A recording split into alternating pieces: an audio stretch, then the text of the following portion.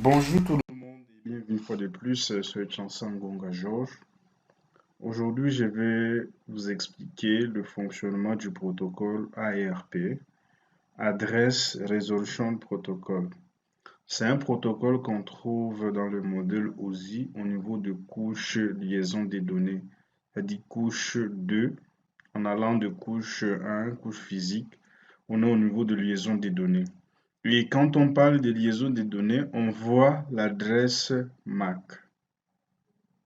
Maintenant, la question que nous devrions nous poser ici, quand est-ce que ce protocole nous est utile? Quand est-ce qu'on nous fait recours au protocole ARP?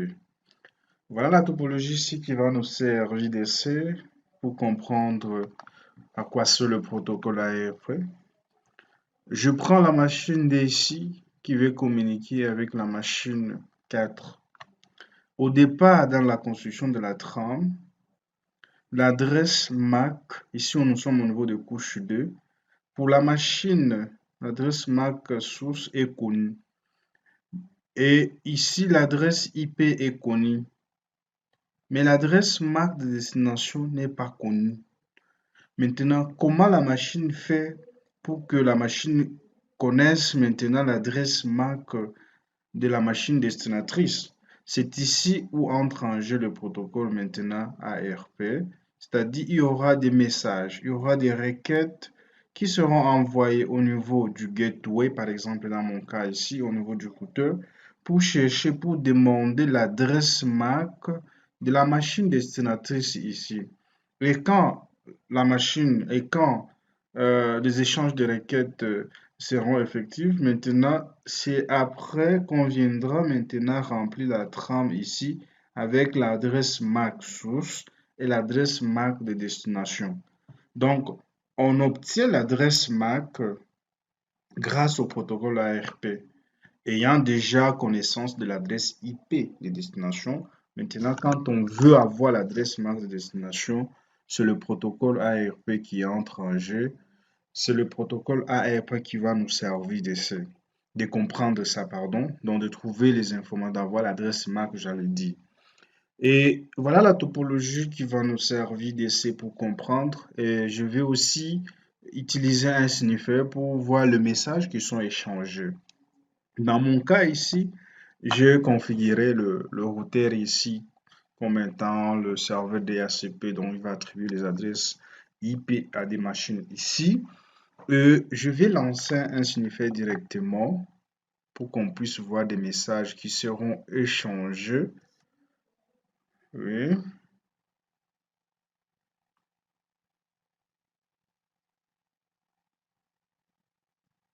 voilà. Et je viendrai maintenant sur la machine ici pour demander l'adresse IP au niveau du serveur. Je vais dire DHCP.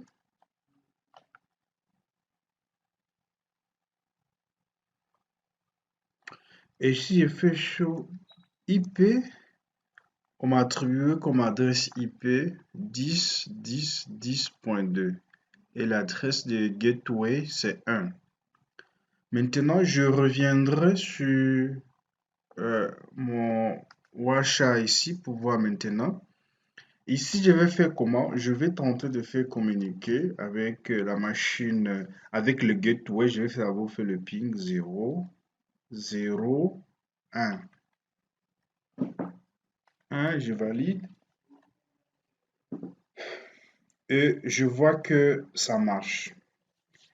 Pour bien illustrer, je viens encore sur la deuxième machine ici. Je vais demander aussi l'obtention de l'adresse IP. Je vais dire DHCP.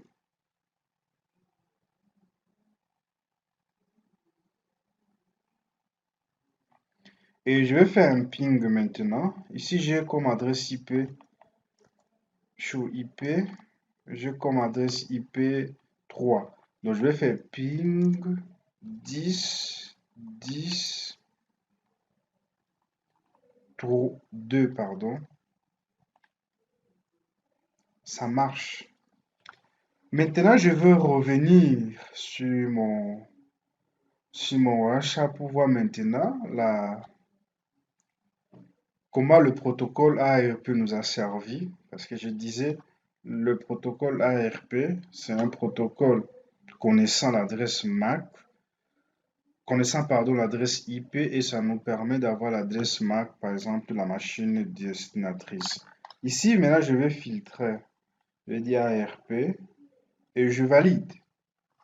Et quand je valide, je vous ai dit au départ que ce sont des messages de broadcast. Dans quel sens? Parce que on ne connaît pas.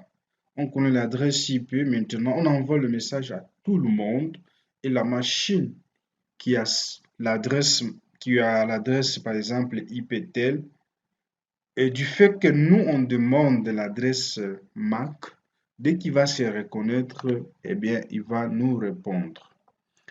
Je prends le captcha, par exemple, 83. Quand je clique ici, directement, vous pouvez voir que suivre, non, c'est ça, voilà. Quand vous venez ici, je vous ai dit quand on est dans le modèle aussi, nous sommes au niveau de couche 2. C'est pourquoi il y a moins de couches, il y a moins de couches ici. Mais ce qui m'intéresse, c'est Address Resolution Protocol ARP, comme je l'ai dit. Voilà ce qui m'intéresse. Je vais maintenant le dérouler. Première des choses, vous verrez qu'au niveau de OP code ici, c'est request. C'est request ici.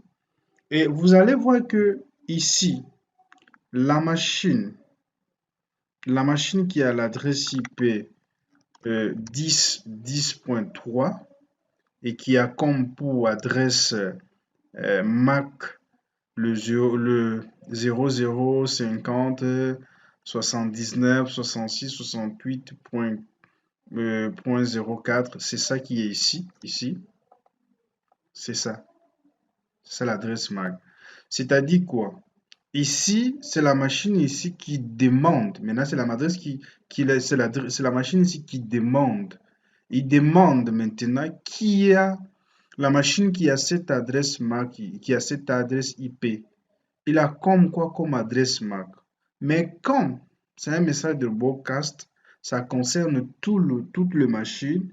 Voilà pourquoi ici on a précisé. Donc l'adresse MAC ici c'était les FFFFFF. C'est-à-dire ça concerne tout le monde. Et quand on prend le 84 maintenant, ici 84, et quand on voit de 84, ici au niveau de OP code c'est reply. C'est-à-dire maintenant quoi ici? Ici, c'était request. Ici, on a demandé ici.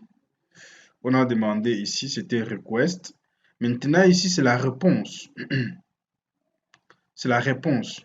Vous allez voir ici que maintenant, la machine dont on demandait l'adresse, ici c'était la machine qui a demandé. Maintenant, ici, la machine a répondu dans le 10.2 a répondu. Il a comme adresse MAC les 0, 50, 79, 66, 68, 02.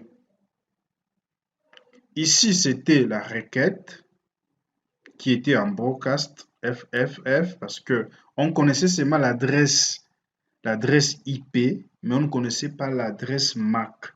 Maintenant, ici, c'est la réponse.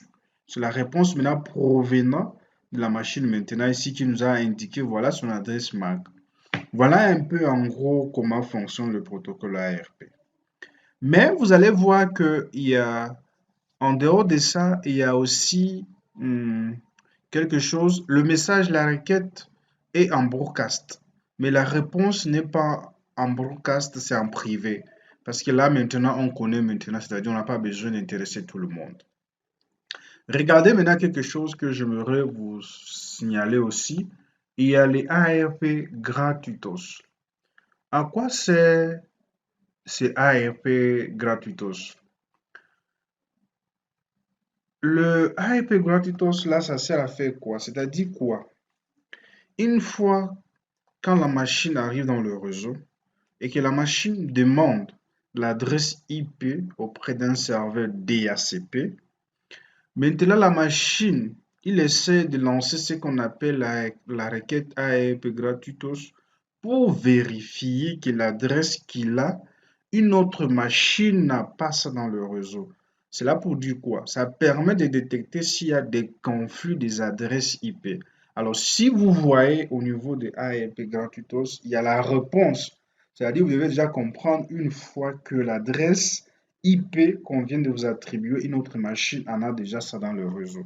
Regardez ici, c'est request et c'est OPCode au niveau de OPCode, c'est request et c'est gratuitos. Maintenant, regardez ici. Voilà l'adresse IP qui demande. C'est 10.3.3.3.3, 10 pardon, 10.10.10.3 qui demande maintenant même adresse IP, hein, parce qu'il vient d'obtenir l'adresse IP auprès du serveur DHCP. Il demande, il veut vérifier est-ce que cette adresse est déjà attribuée, on a déjà attribué ça à une machine. Et vous allez voir que ça va rester en broadcast et personne ne répond pas comme on vient d'attribuer ça récemment. Donc on n'aura pas de problème, donc il n'y aura pas de conflit des adresses IP. Maintenant, au cas où l'adresse IP, le 10.10.10.3, si c'était déjà attribué à une autre machine, donc à travers le ARP Gratuitos, on devait déjà vérifier, on devait déjà se dire qu'il y a des conflits des adresses IP. Voilà un peu en gros à quoi sert le protocole ARP. C'est un protocole qu'il faut bien maîtriser pour bien comprendre le principe de fonctionnement dans le réseau. Et surtout pour ceux qui sont passionnés par le réseau, ce sont des protocoles qu'il faut maîtriser. Parce que si vous comprenez déjà comment ça fonctionne, eh bien, même pour dépanner, ça vous sera facile. Merci pour ceux qui vont regarder cette vidéo. S'il y a des gens qui ont des questions, n'hésitez pas à poser, je vais répondre. Bye bye.